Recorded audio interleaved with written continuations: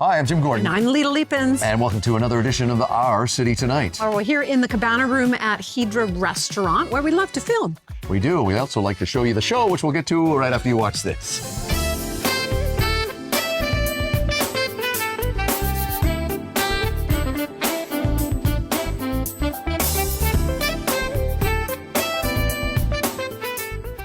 Well, it's time for another very popular wine moment. Our viewers love these. Joining us this time all the way from France is the director of the Edouard Delaunay Winery. It is Frédéric Pacou. Welcome. Thank you very much, Jim. It's great to have you. Yeah, we're very excited because the winery has a very, I'm going to have to say epic story, because it's owned by a family, sold by a family, and then re-owned by a family. Can you please share the history? It's Epic and moving, probably. Yes. Passionate, moving. Yes, let's hear this It story. moved, but it's moving for us as well. In fact, the story started in 1893. It was created like lots of the producers and negociants in Burgundy, really, and it remained in the hands of the family generation after generation for a long time, until in 1993 when it had to be sold to a neighbor and competitor. I'll get to that later, maybe. Okay. No, in fact, Laurent Delaunay, the current owner, was then the heir of the fifth generation, and he was getting ready to take over. Mm-hmm. Unfortunately, in training in California, he got a call from his mother because his father was sick, and he had to fly back quite urgently, only to discover that his father, as well as the company, were not in too good of a shape. And he did everything he could as a junior manager to salvage the company, but in the mid-90s, the situation was a bit more complicated for Burgundy back then, and it was not possible. So he was left with only one possible solution to sell it, unfortunately, which was heartbreaking for him. Sure. Mm-hmm. But we should say for our viewers, it does have a happy ending, Yes, almost 20 years later. Absolutely correct. Exactly 20 years later. In fact, with the success of Les Jamelles, we had no options, etc.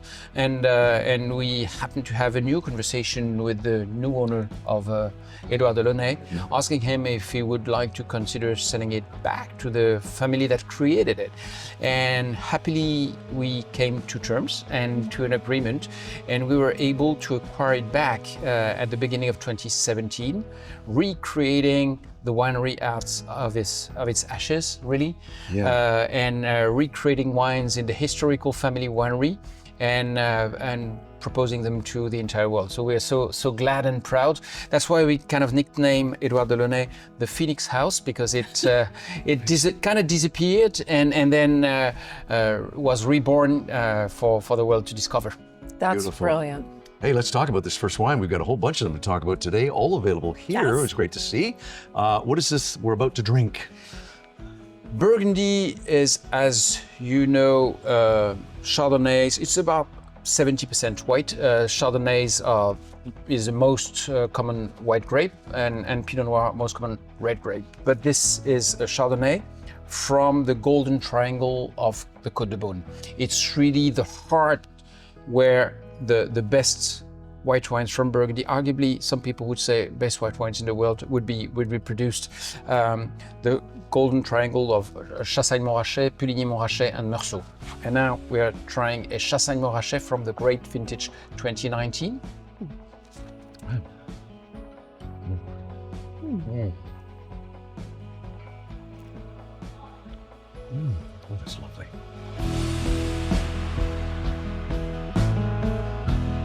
All right, well, our second wine, what are we drinking? It is a Saint-Romain. I was just talking about this Golden Triangle, Chassagne-Montrachet, Puligny-Montrachet, and Meursault. Lovely place. Unfortunately, highly regarded, highly demanded, a little bit pricey, and therefore it's also interesting to look for alternatives which are well-positioned, good alternatives, well-made wines with similar qualities and a little bit of a lesser price tag. This is Saint-Romain. Saint-Romain is really a few kilometers away. In Burgundy, nothing is very far from each other. You know, it's a small region. Right. And it's just a few kilometers west of Meursault. in altitude. Here, the vineyards coming into this wine are 350 to 380 meters of altitude. That's 100 meters more than in Meursault or Chassagne-Montrachet, the one we just tried. And you feel this altitude, this freshness coming from the elevation.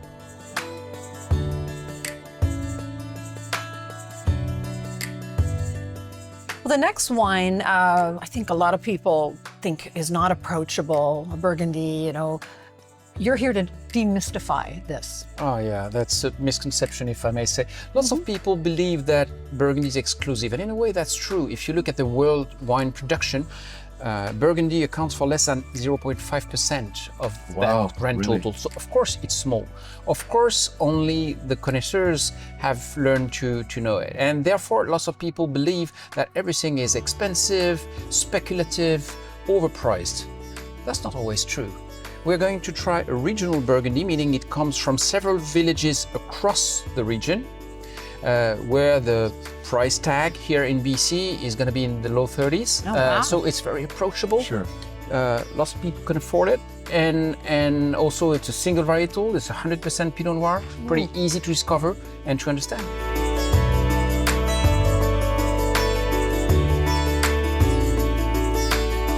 Little laughing off camera. Let's talk about our next wine. Frederick, what are we looking at? We're looking at a Nuit Saint-Georges. Now we're entering the world of the great red Burgundy wines in Côte de Nuit, of course. Côte de Nuit sub-region name is because of this town, Nuit Saint-Georges. And that's, so the southern entry of the Côte de Nuit, it's an interesting village because in fact, again, and everything is about complexity in Burgundy, I feel almost sorry about that, but it makes it more interesting.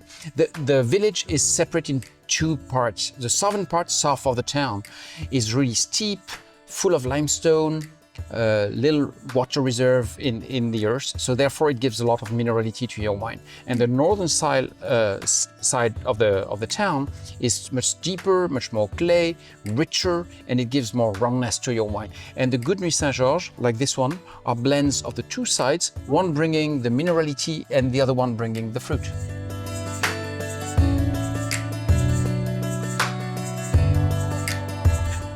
And our final wine, geez, I can't wait to taste this one. Yes, this is a Gevrey-Chambertin, another small production. 4,000 bottles were produced of this wine in 2020, a lovely vintage, by the way. And Gevrey-Chambertin is a legendary village. It's the wine of the kings. And the dirt, the earth in Gevrey-Chambertin is very special. It's a bit red, it's iron rich. And I think this iron richness shines in the wine as well. It gives a lovely minerality into it. Wonderful. We're going to ask you that question I know our viewers are wanting us to ask, and that is, out of all the wines you've had, what is your favorite? That's a question I did not want you to ask. It's always embarrassing. I get it all the time. I would come always with different answer. I think my favorite wine for my lifetime is the wine I didn't have yesterday night. Changing all the time. Excellent, excellent. Frederick, thank you. You've come all the way from France. We appreciate you joining us for Just another for you. wine moment. Thank you very much. We thank you very much. Cheers, by the way. Cheers. Cheers. Wonderful to have you. Thank you very much. This wine moment was brought to you by the wines of Dieulainay-Vaudomain, the journey of a family passionate about wine since 1893. Born and raised in Toronto, he has been a professional actor for over 45 years. He's appeared in over 275 films, television shows, and theater. Now, he now calls Vancouver his home. We want to welcome back Mackenzie Gray to our city tonight. Welcome back. Hey, thank you, Lisa. It's nice to be back. How are you? Great. You know, every time we sit down, you give us this body of work that you've accomplished since sitting down with us. We're just going to have to get you on more often. I would love to come back anytime. Well, we will thread. Well, we're going to jump right into, you just finished a very, very cool festival, Heart of the City Festival. Yes. Tell us a little bit about that. It's the Heart of the City Festival. It's in the downtown east side, and there's several hundred cultural events. There's painting, there's acting, there's plays, there's music, and so on. And they're all the events are free. Wow, and great. it's to celebrate the downtown east side and also give the denizens of that area things to do culturally and so on. It's a really good festival. And what were you doing? A very interesting little play, which you're saying is going to be you're going to be Yes, redoing. we're going to do it again. Actually, it's a play called An Evening with Noel and Oscar, or Oscar and Noel, depending on who you want to follow. And it's a play. Basically, there was a series of plays being developed by Jay Hamburger, who was the head of theater in the Raw.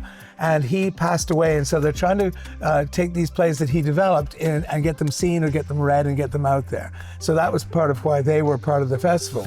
And it's a play, it's set in the afterworld. They don't say which part of the afterworld. Yeah. And Oscar Wilde is already there, and Noel Coward has passed away, and he comes up to find himself with Oscar Wilde in a floating chamber of nothingness. Sounds great. It's really great because Oscar doesn't know about Noel, of course, and Noel knows all about Oscar. And so it's interesting that Oscar, who died in disgrace and penury, discovers now there's statues to him everywhere, and his plays are done, and he's a lauded hero and so on. And Noel has to sort of explain who he is to Oscar. And they realize there are many, they have quite a bit of communion in terms of who they were and what they were hiding. About being gay and so on and so forth. So it's with the amazing Alan Morgan, who's playing Oscar. We just start talking and they just all make noise, huh? Alan Morgan is playing Oscar and I'm playing Noel Coward. Perfect. And so, and we're doing it again at the Dusty Flower Pot, which is a studio over just east of Maine, and that's going to be on the 15th of November. Wonderful, And it's wonderful. donation pay what you can. Oh, that sounds absolutely fabulous. I love that you're doing some of these indie sort of festivals because you have such a big body of work. And, I think I mentioned last time, you've written for Sesame Street for 4 years. Yep. You're usually a starring or a reoccurring role in all these shows that everyone would recognize. Can you tell us some of your favorite roles? Favorite roles? Well, in theater, I played Frankenfurter in the 25th anniversary revival of the Rocky Horror Show. Yes. There were only 5 in the world. And playing Frankenfurter was it was like being a rock star for 4 months. And it was great fun. Wonderful. And demanded a lot. It's a very demanding role. I played Lord Byron in a play called Bloody Poetry, which was a big favorite. And here in Vancouver, 2 plays that stand out for me. One was called Playing with Fire, where I played Dr. Frankenstein, who's caught up with the monster in the Arctic floes 20 years after the book. And he wants to know why the monster turned evil and ran away. And the monster wants to know why he was created and abandoned. And it's a really beautiful play. I worked at the Arts Club on a play called The Black Rider, and we toured it across Canada. That was the Tom Waits rock opera, and that was the hardest thing I've ever done. And I had to sing Tom's track through the musical. So when you're singing like this all the time, it's rough on your voice. No, you know what's interesting is I'm asking you that. You're a producer, you are a director, a writer, you compose music for a lot of cabarets and musicals, as well as a singer-songwriter. You immediately chose theater as yet you've been in, the TV shows, everyone would recognize the ones, Supernatural, Da Vinci's Inquest, Riverdale. You've been in so many, and every so often, and I'm just scrolling on the TV and your face comes up in some movie, but you chose theater as your favorite. They tend to be the favorite roles, and because I grew up in the theater, Okay. my mentorship and everything from the people that I met when I was younger, John Gielgud, Alec Guinness, people like that, Christopher Plummer, was all about theater. Yes. And in film, I have favorite film roles. Man of Steel was it was really wonderful, and I've done there's so many shows where you've had a great role. And there was a series once called Welcome to Paradox, and it was an anthology series, and I got to play a very wealthy man in the future who is unhappy with his wife, and so he can hire sort of a fembot to replace his wife. And Alice Krieg played my wife. They were amazing actors, and that was the whole experience of that was really wonderful. And I have more wonderful experiences rather than the roles, but the roles I loved were in the theater. But you're doing a great job now. 24 Leo nominations and 4 wins, Leo Awards. I'm sorry, you are doing a good job. You are a long-term working actor. Before we go further, again, this amazing actor, check out his work. Long-time work and new work. Great to have you on the show, Mackenzie. Thank you so much. Oh, and to check out a longer interview that we did with this gentleman, you can go to our podcast on our website at ourcitytonighttv.com. Yes, please do. Which camera? I don't know. They're all there. Isn't she wonderful? This segment was sponsored by the Richmond Sentinel, providing news, entertainment, and human interest stories in print and online. There is a new sports documentary now streaming on Netflix called Who Killed the Montreal Expos? Joining us now is the film's director, Jean-Francois Poisson, who joins us, I believe, sir, from Montreal? Yeah. It is great to have you. And I got to say right off the bat, congratulations on this film. I'm a big baseball fan, have been for many years. My first game ever was at a pre-Olympic Stadium, Montreal Expos game at Old Jerry Park when I was a wee lad. There are so many things that you've done so well in this film. As much as I think I know baseball, I'd always been under the assumption that really the death of the Expos began in the mid-90s with that strike, but you really paint a picture of just this perfect storm of so many different people and so many elements that led to the Expos leaving. Give our viewers a little breakdown on what you discovered when you started making this film. Oh, I discovered that it was a complex story. There's not only one thing. Baseball, the Expos, this Expos saga was so long, and there are so much more than just one answer.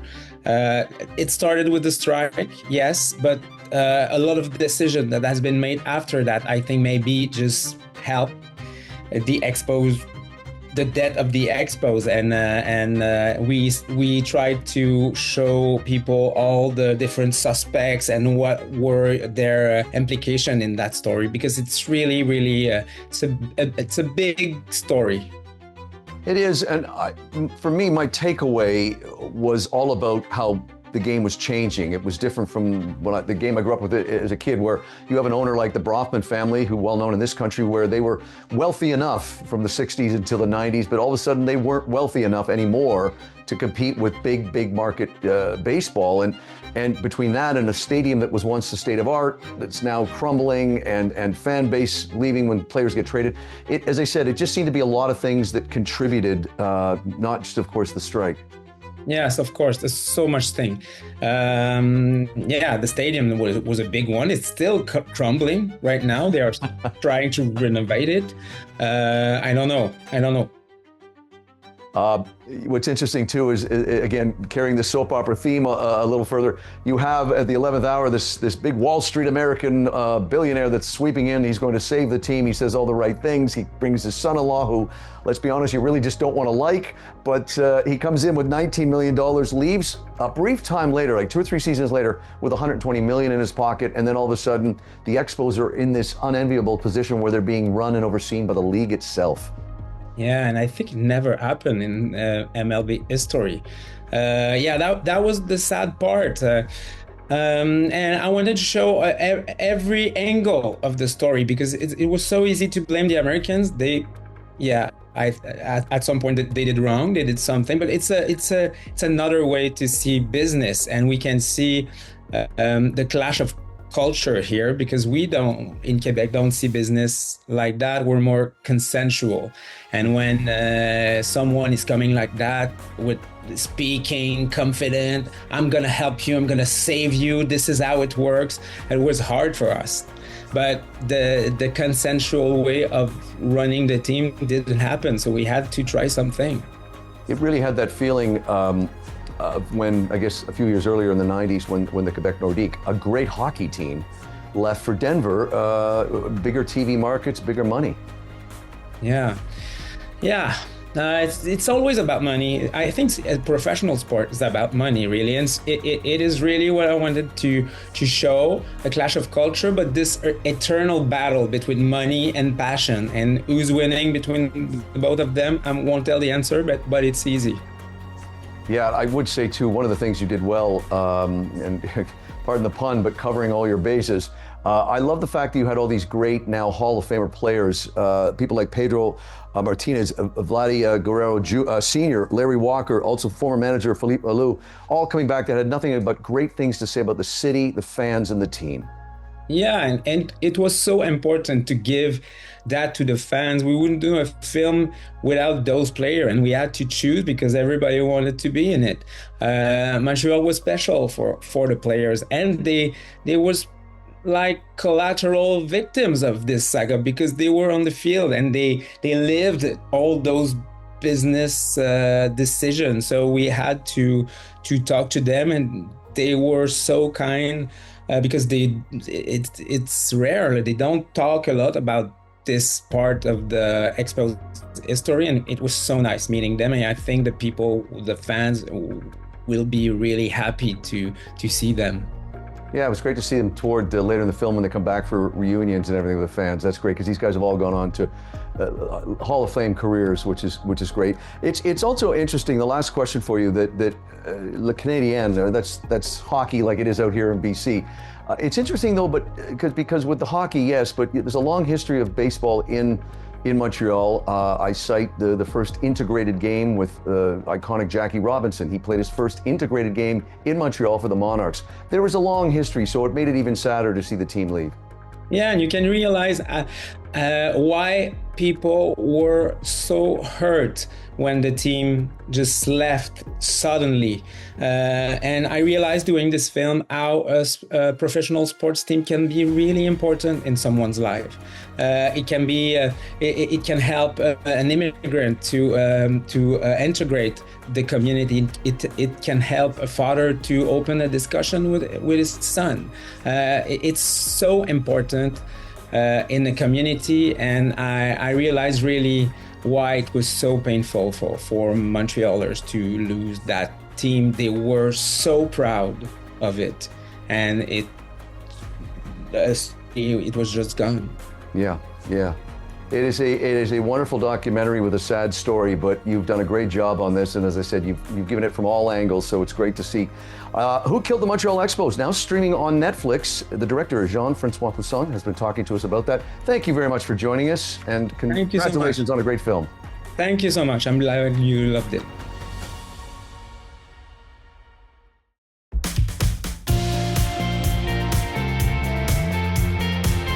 Well, guess where we are? We're in the Cabana Room at one of our favorite spots ever, Hydra Restaurant, and we're with one of our favorite guys. Oh boy, is that too much? No, that's fine. That's fine. Welcome back, Lita. Nice to see you. Oh, so great. A Greek feast in front of us, of course. Yes, yeah. Especially today, it's that time of year. We're getting into the we're just past Thanksgiving. We're getting into some more family time. I wanted to point out some of the family deals that we offer. Every Sunday, we do our family feast. We do a 15% discount off of all our platters, which includes our whole fish, our whole roast leg of lamb, our whole chicken, our lamb chop platter, our souvlaki platter, some great family feasts at a discount. I also wanted to note that Sunday Family Feast discount also includes a 25% discount off all of our wines, select wines, but I just wanted to bring out just some nice Greek table wine. All your wines are great. Yes, definitely. But, amazing. I mean, I wanted to point out that not all good wine has to be expensive. I have some nice. This after a family discount is going to run about $45. So a nice affordable wine to kind of enjoy with a nice white fish. Can I pour you a glass, my lady? Yes, please. As we talk about this, tell us a little bit more about the fish. So that's Mediterranean sea bass, pre-cooked, just a little over 2 pounds. We encase that in salt for you today, just to bake it out. It's a great way of holding in flavor and moisture, but at the same time, the salt leaches a little bit of moisture out, just kind of makes a perfectly balanced fish.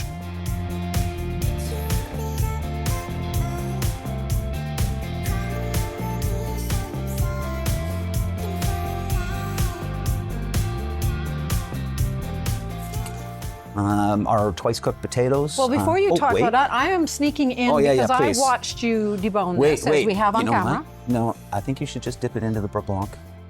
Okay, we're doing it on camera, guys. Yeah. Oh my God, that's so perfect. It's delicious, isn't it? Yeah. Oh my Wait, God. have some wine. Wait. On the side, our twice cooked potatoes tossed in scordalia, so nice and garlicky and flavorful and crispy. Some sautéed kale, some grilled peppers.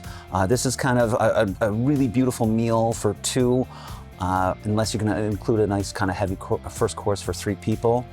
But with a 15% discount, a beautiful value. That's amazing. So, and if you always want to talk about We our always happy want to hour, talk right? about happy hour. Our happy hour is fantastic.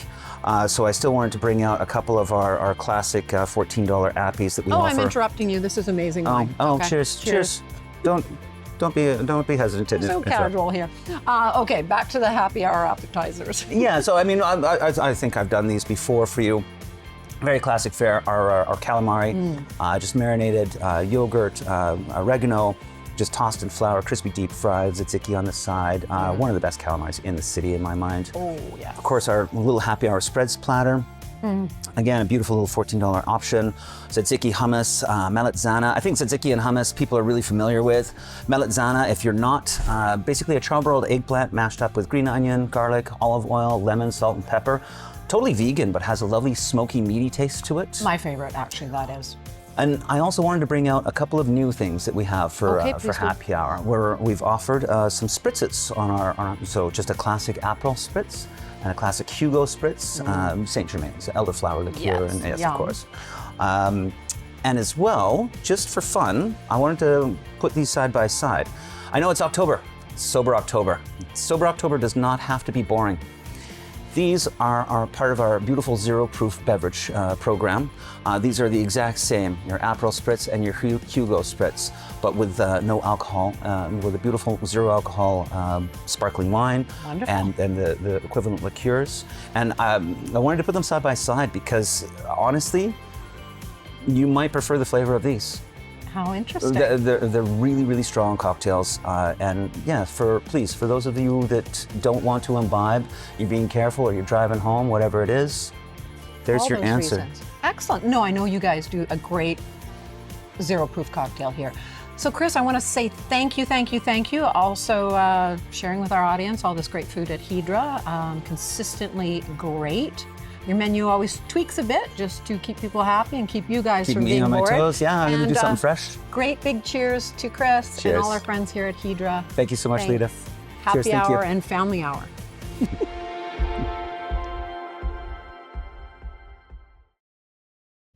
Closed captioning and other promotional considerations provided by Hamilton High Street Senior Residence, Richmond's newest senior living community.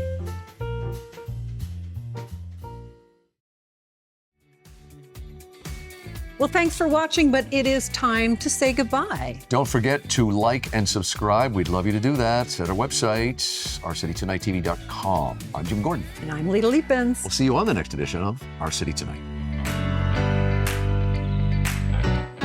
Visit ourcitytonightTV.com for all the latest episodes, segments, and our new podcast. And please be sure to like and subscribe. The Richmond Sentinel, providing news, entertainment, and human interest stories in print and online.